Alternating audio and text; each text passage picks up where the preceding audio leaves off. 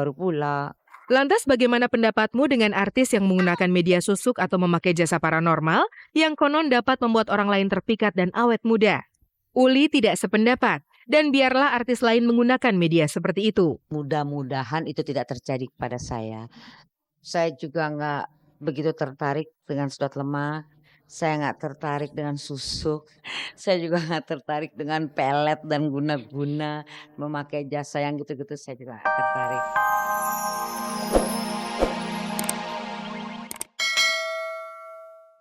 Akhirnya pelawak Topan kembali ke tanah air setelah menunaikan ibadah haji dengan selamat. Dan kedatangannya kali ini sekaligus mendapatkan kabar duka karena saudaranya Lesus telah meninggal dunia 3 minggu yang lalu.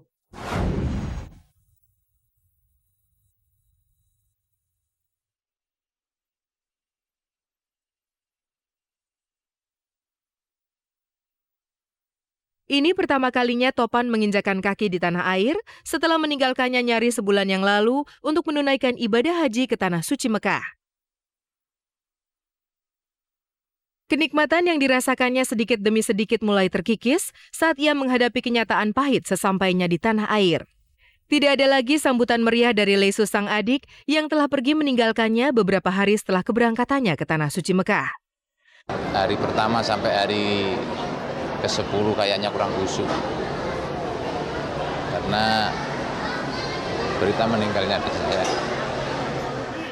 Topan mendengar kabar kepergian sang adik tercinta melalui sambungan telepon beberapa saat setelah mendiang Lesus menghembuskan nafas terakhirnya. Meski menyadari kalau sang adik begitu menderita akibat penyakit berat yang menggerogoti tubuhnya, tetap saja kabar duka itu membuatnya terpukul. Sebenarnya saya sudah siap sih menghadapi itu, siap banget. Cuma saya menyesal waktu saya pamit, dia masih bisa menjawab dan masih bisa tersenyum. Jadi ketika ada berita dari penyelenggara pimpinan pembimbing haji, saya masih kurang percaya perasaan. Saking terpukulnya, kabar duka yang mengantar perjuangannya untuk menyerahkan diri kepada Sang Pencipta itu sempat mengganggu ibadahnya di Tanah Suci. Topan pun menyempatkan diri secara khusus bersujud syukur karena masih diberi umur untuk memenuhi panggilan menunaikan ibadah haji. Tidak lupa ia juga mendoakan sang adik secara khusus agar arwahnya diterima baik di sisi Tuhan Yang Maha Esa. Ya, rencana saya pulang ini langsung ke makamnya dia. Dan semula saya berangkat ke sana itu minta munajat dari Allah ya, atau minta pengadilan harusnya Lesus bagaimana gitu. Tapi ternyata Tuhan menghendaki begitu ya. Kepergian almarhum Lesus yang begitu cepat tidak hanya membuat Topan kehilangan anggota keluarga tercinta, tetapi juga teman, sahabat, dan partner kerjanya. Namun ia berjanji tidak akan berhenti berkarya meski telah ditinggal pergi pasangan setianya. Saya juga mikir itu nanti, tapi ya kita melihat perkembangan televisi juga kan. Saya juga bukan pelawak yang terkenal, juga bukan pelawak pinter. Cuma saya bisa main hanya dengan Lesus. Insya Allah saya menemukan format baru karena itu saya sebagai profesi ya harus cepat-cepat mencari. Masih adakah keinginan terakhir almarhum Lesus yang hingga kini tetap terkenang di hati? Saya tidak bisa membayangkan kalau Lesus sudah tidak ada, bukan persoalan teman kerja. Tapi sementara tumpuan keluarga dari kakak maupun adik saya cuma saya dengan Lesus. Kepergian almarhum Lesus memang tidak bisa lagi ditangisi ataupun diratapi. Namun Topan menyempatkan diri untuk menguak kebenaran. Selama Lesus terbaring sakit, beberapa media mengabarkan kalau Lesus pun terserang bangkrut akibat pengobatannya yang mahal. Almarhum Lesus dan keluarganya dikabarkan sampai menjual harta benda mereka untuk pengobatan. Menurut Topan, semua kabar berita tersebut tidaklah benar. Saat ini almarhum Lesus masih mampu meninggalkan sebuah rumah untuk tempat berteduh anak dan istrinya. Ya seperti dikatakan Lulu itu sama sekali tidak sama. Tidak sama dengan keadaan kalau rumahnya segalanya nggak ada, cuman terus terang aja mobil dengan radio memang dijual. Radio itu patungan, mobil memang dijual. Tuh. Sisanya juga masih ada, saya simpen. Tapi itu nanti sebetulnya juga mau diserahkan setelah Mas Topan ini selesai istirahat. Nanti kita mau mengumpulkan keluarga, nah itu nanti mau diberikan. Salah, yang justru nyari muka itu Lulu. Tuh sekarang ada Mas Topan. Saya yang tahu persis. Sedangkan istrinya Lesus itu memang orang bodoh.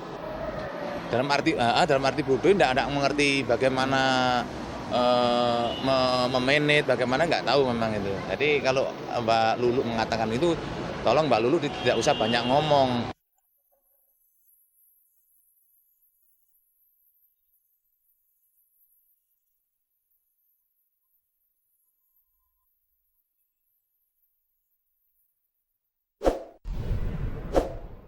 Pemirsa ingin tahu penuturan Marik Gesot, pria yang selama ini disebut-sebut sebagai pihak ketiga prahara rumah tangga Tamara Blazinski dan Tengku Rafli? Berikut liputan selengkapnya.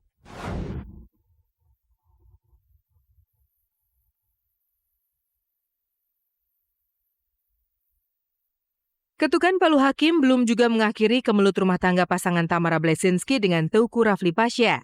Padahal, proses persidangan sudah berjalan cukup panjang dari akhir tahun hingga memasuki bulan kedua tahun 2006. Beberapa nama satu persatu mulai disebut dalam kaitannya sebagai pihak ketiga yang berandil besar pada kehancuran rumah tangga pasangan ini.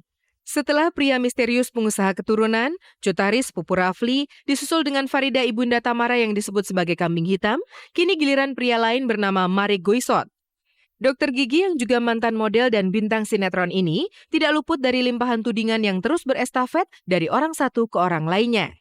Marik Goisot, mantan suami presenter TV bernama Soraya Abdullah ini disebut-sebut sebagai pria lain di hati Tamara Blazinski.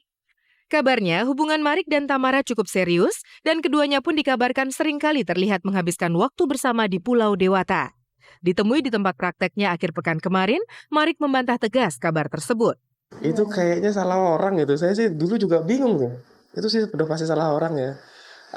Salah gosip kali itu ya. Jadi berkembang gosip kan suka gitu kan. Dengan Tamara Blazinski jelas ia kenal. Lagi pula siapalah yang tidak mengenal artis papan atas itu. Tapi kalau disebut perkenalan mereka luar dalam, jelas Marik mengelak. Ia hanya mengenal Tamara saat sama-sama terlibat dalam satu sinetron. Dulu apa itu ya namanya? Dewangkara apalah. Dewangkara dulu udah. Kayaknya itu deh gara-gara Dewangkara itu. Jadi saya disangkut-sangkutin orang nggak ada apa-apa kok. Saya nggak ngerti juga itu sama sekali. Kan banyak kan selain saya, berapa orang itu kan. Sekali lagi yang menurutnya wajib dipertegas, ia dan Tamara tidak memiliki hubungan apapun, bahkan sekedar pertemanan. Jadi sama sekali tidak benar kalau ia dan Tamara dikabarkan mendirikan usaha bersama di Pulau Dewata. Enggak juga, saya Bali jarang. Soalnya kan saya tanggung jawab saya di sini. Ini jangan-jangan alasannya jadi pertanyaannya ke sini. Oh, enggak ada sama sekali. Ia juga membantah kabar lain yang menyebutkan kalau dirinya dan Tamara sering melewati malam bersama di sebuah tempat hiburan bernama Vertigo. Saya malah nggak pernah pergi sekarang. Tanyain aja. Nggak pernah pergi. Salah itu, saya pasti salah orang.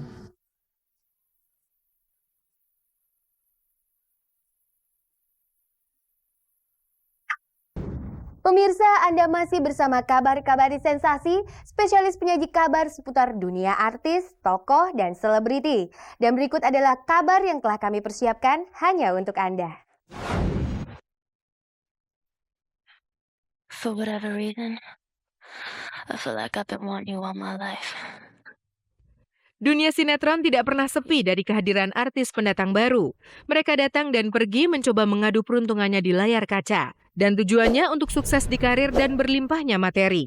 Lantas bagaimana artis senior seperti Uli Arta menghadapi persaingan di dunia ini? Baginya kehadiran mereka bukanlah pesaing dan menganggapnya sebagai teman kerja.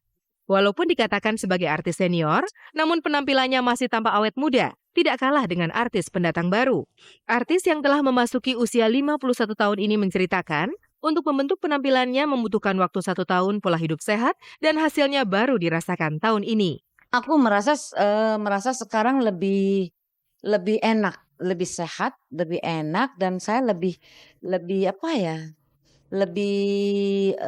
berpikir juga lebih enak gitu. Emosi aku juga nggak seperti dulu gitu. Jadi sekarang bisa lebih tenang.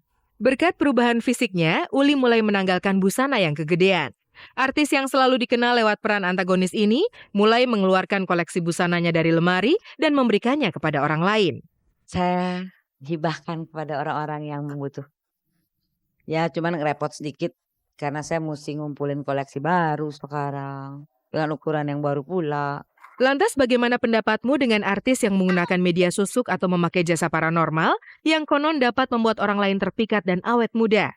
Uli tidak sependapat dan biarlah artis lain menggunakan media seperti itu. Mudah-mudahan itu tidak terjadi kepada saya. Saya juga nggak begitu tertarik dengan sedot lemah. Saya nggak tertarik dengan susuk. Saya juga nggak tertarik dengan pelet dan guna-guna. Memakai jasa yang gitu-gitu saya juga nggak tertarik.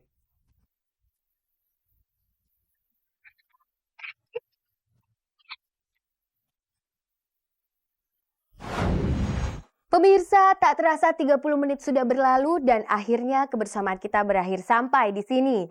Saya Poppy Yulisin beserta seluruh kerabat kerja yang bertugas pada hari ini mengucapkan terima kasih atas perhatian Anda. Dan jangan lupa saksikan terus kabar-kabari setiap hari Senin, Kamis, dan Minggu jam 4 sore waktu Indonesia Barat hanya di saluran kebanggaan kita bersama RCTI, selalu di hati, selalu dinanti.